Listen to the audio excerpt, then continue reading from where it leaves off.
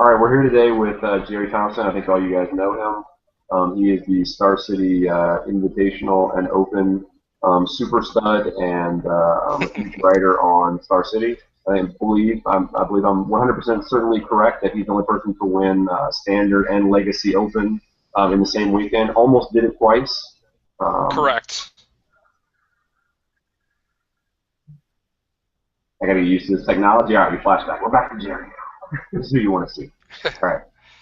So I'm entering promoting a new product that my friend Andy Prell and I designed called Deck Tracker.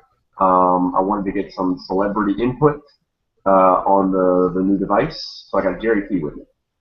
Yeah, so this was like a month or so ago when I just ended up hanging out with you, and you told me about this thing, and I was just like, I want this for next weekend. Like I was going to the Invitational. That meant I was playing Legacy, and I was borrowing my deck from a friend, as a lot of like professional level Magic players do. We don't own our own cards, and like losing your own stuff definitely sucks, but I can't imagine like how I would feel or like what I would do if I lost my friend's legacy deck.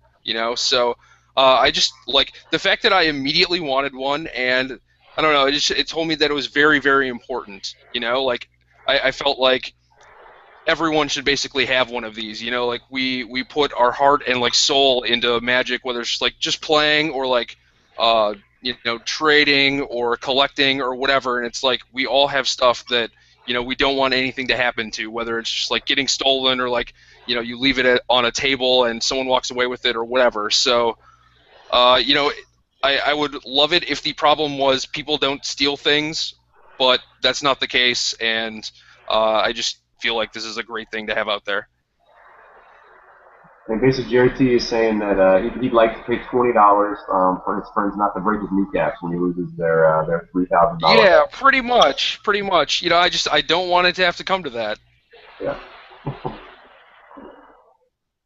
But I was really excited that you liked the product, and that's the kind of feedback we've had is that that's what really made us want to do the new campaign was that everyone seemed to like the product. I didn't know how much exposure we were able to get, but every single person, almost to a man, really liked the idea. And when Jerry T was on board, I really wanted to interview him and see what he thought about it. And after looking at the campaign, I want to kind of ask him, I guess, his ideas about the campaign and what really excited him about Deck Track. Uh, the like I said, it's important. Like Magic is something we do to have fun or unwind or like challenge ourselves, and you don't want to be at a tournament just like worrying about whether or not your stuff is okay. This kind of gives you peace of mind and lets you just concentrate on like what you're actually doing, or not concentrate on anything and just have fun. And I think that's great. And I don't know. I mean, that's just it. Like this seems like a great thing to have.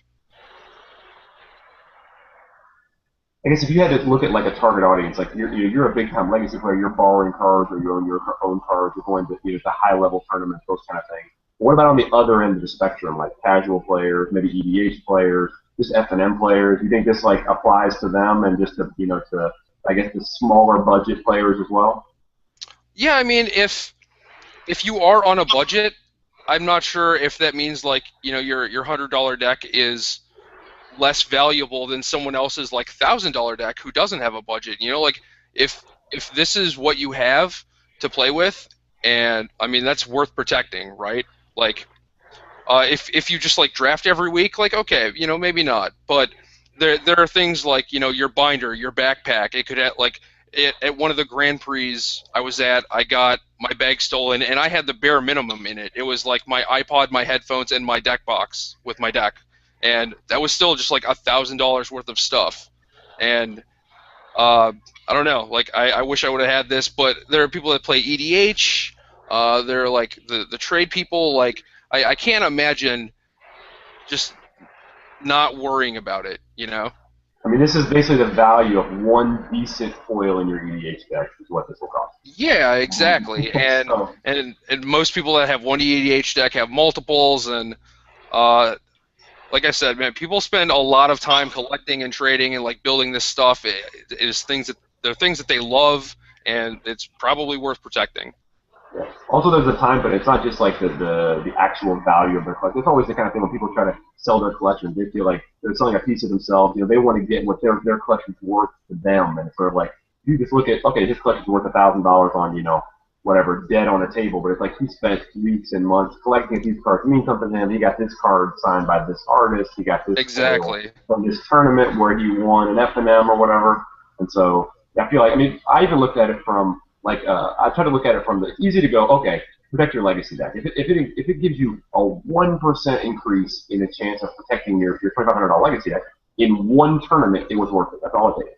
But if you look Yeah. at the bare minimum, just a draft deck, let's say at a Grand Prix, you paid $50 to enter the Grand Prix. Let's assume you drafted or opened nothing of any value in your seat.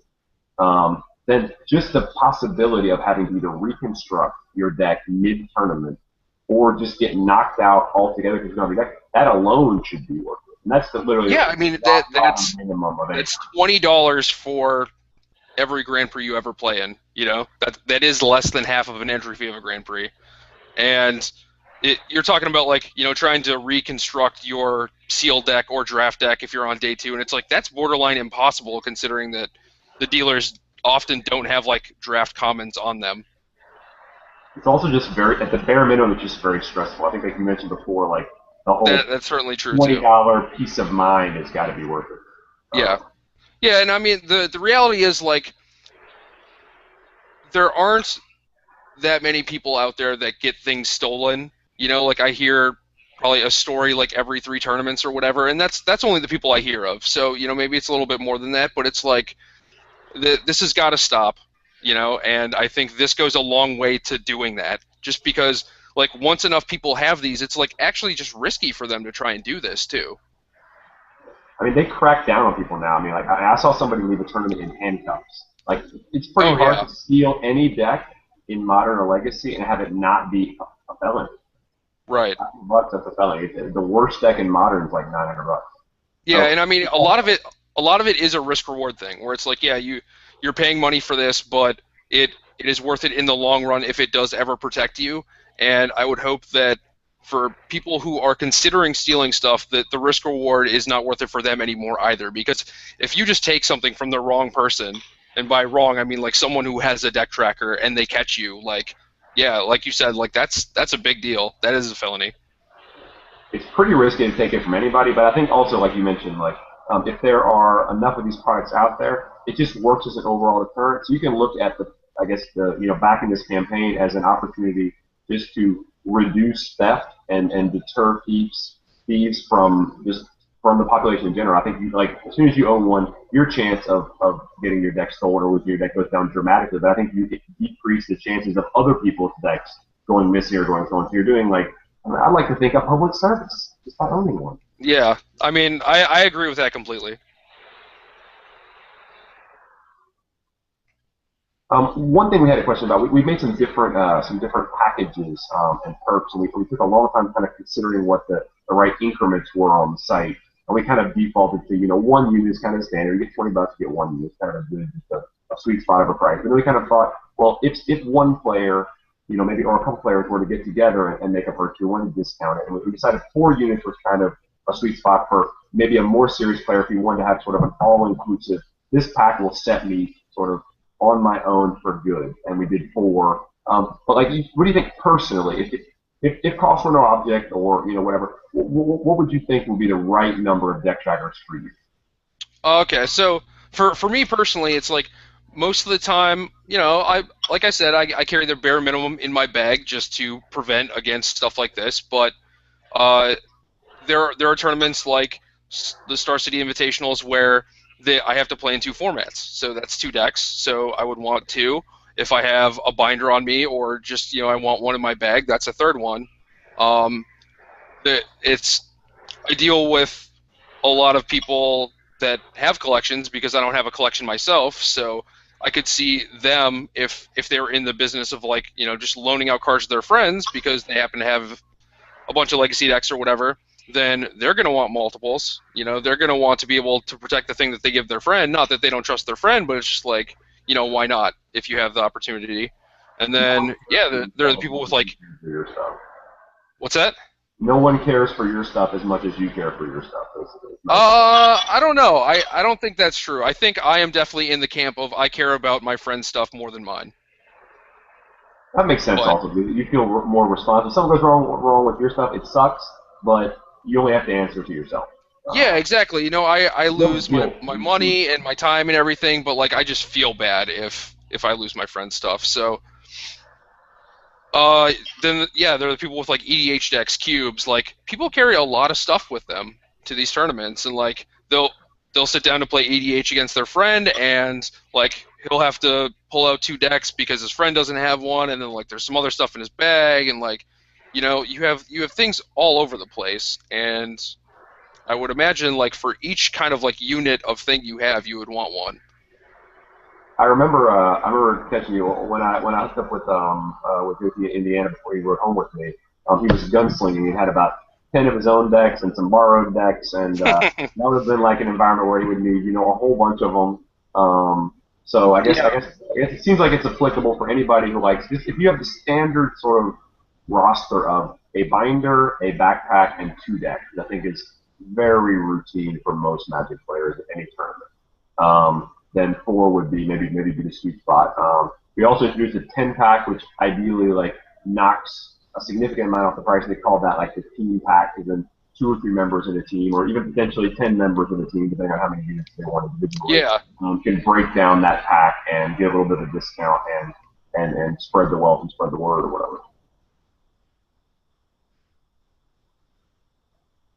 Well, I really appreciate Jerky's time. He has sort of become a willing sponsor for my campaign. I wanted to get. I'm very lucky to have some Magic celebrity friends who are willing to help me out. Well, Um, I mean, you also came up with a good idea, so that certainly helps. but I'm hoping that we'll start out. We'll have some new videos to upload onto the campaign to keep everyone on there and keep them guessing. Hope I'll be able to get him back for a later update maybe. But I think that's it for now. And I want everyone to thank Jerry T for being on here. No, And thank you, Trey. we will try to see you guys later. Thanks very much.